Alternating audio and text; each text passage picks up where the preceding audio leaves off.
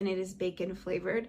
We have given Frankie, she's our dog, she is 4-year-old Aussie Doodle. We've given her CBD since, I don't know, she was like 1 or something, for muscle recovery, for calming her when we're gone. She doesn't like when we leave, or if we just have plans to have a bunch of people over, we'll give her some CBD just to kind of take the edge off and settle her down for that, because she gets really hyper.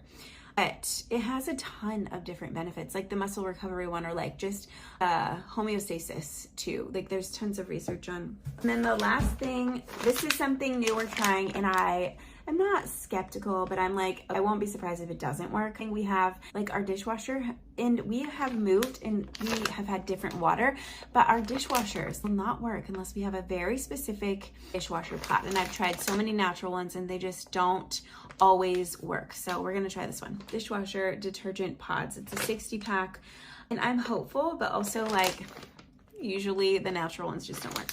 So that was it for my order.